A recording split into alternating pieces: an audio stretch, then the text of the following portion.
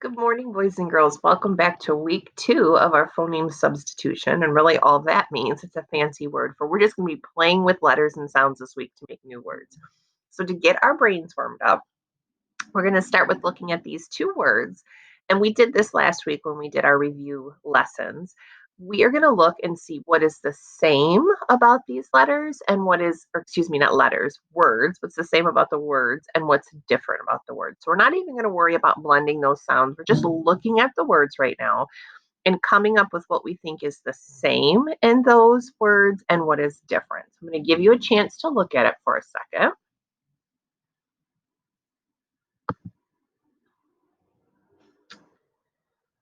And I'll give you one more second.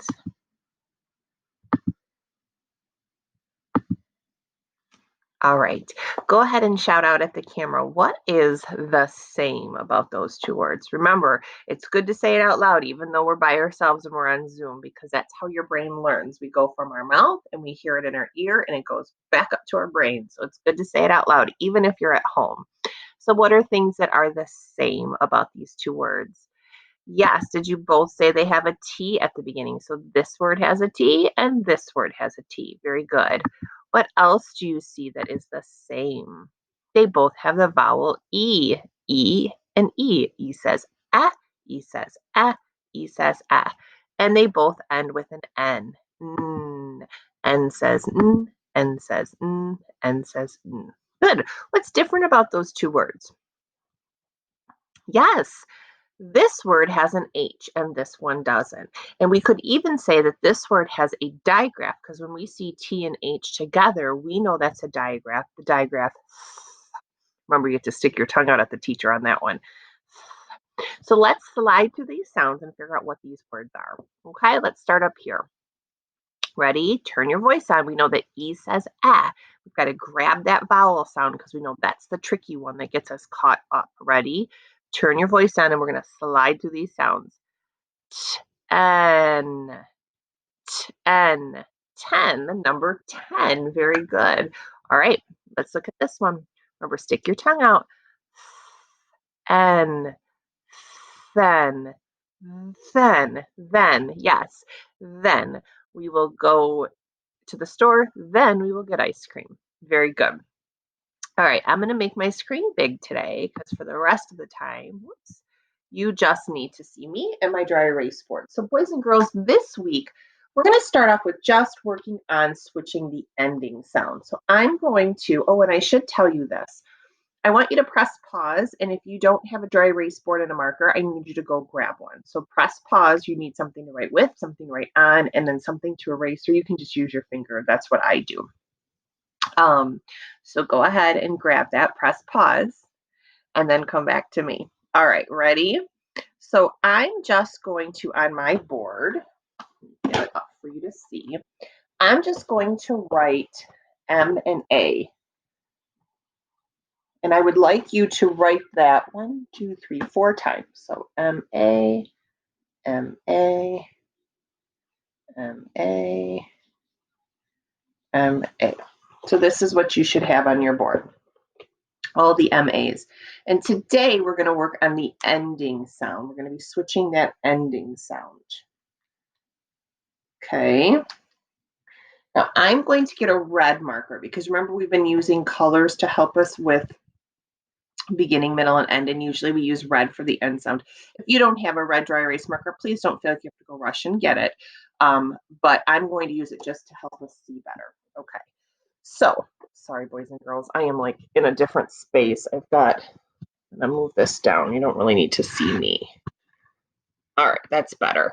All my kids are home Zooming too, so I'm hiding in my bedroom. All right, so here we go. We're going to work with adding ending sounds onto these words. So all of these right now start with the M. So they all have that sound at the beginning, and they all have that short vowel A sound in the middle.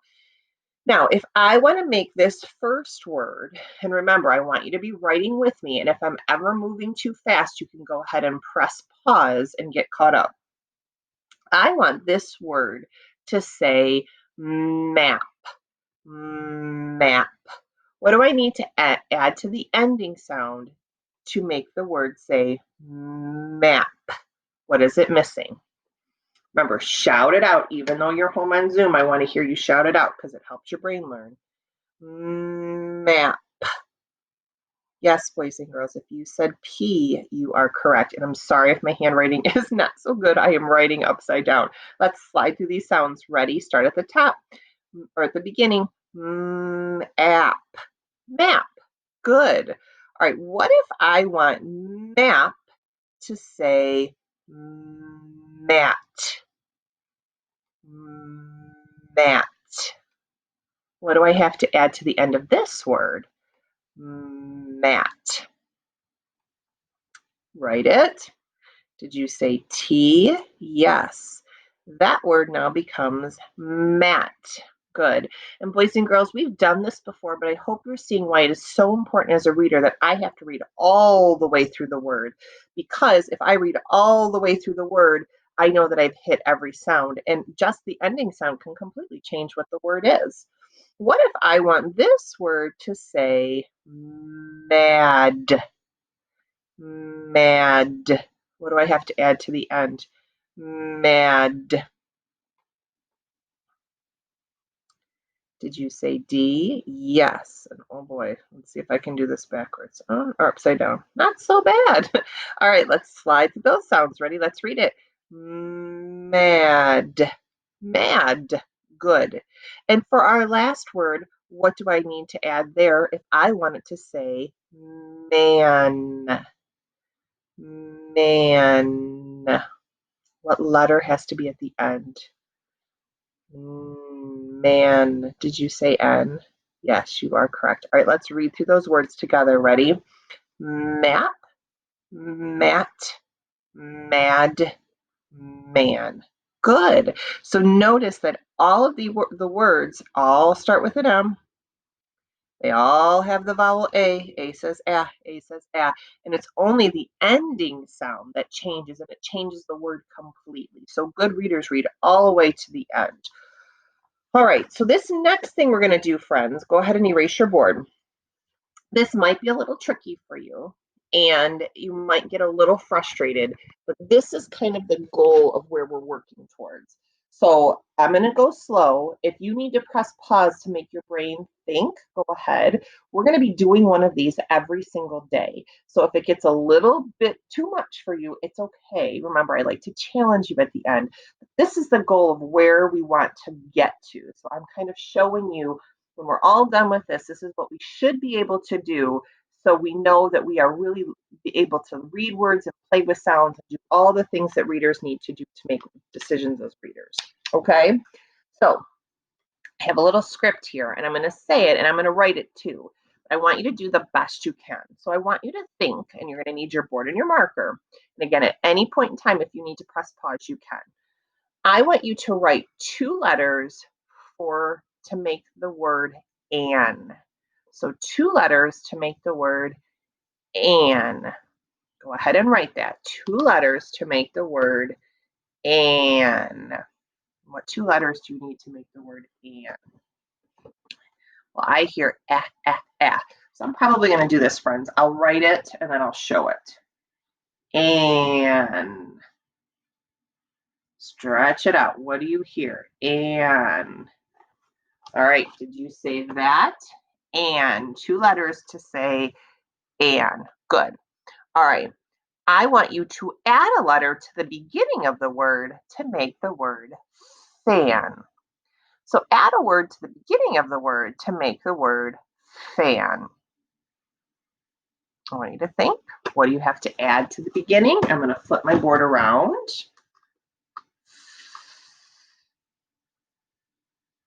All right, I'm going to flip it. If you need more time, you know to press pause, but that's the word fan. Fan.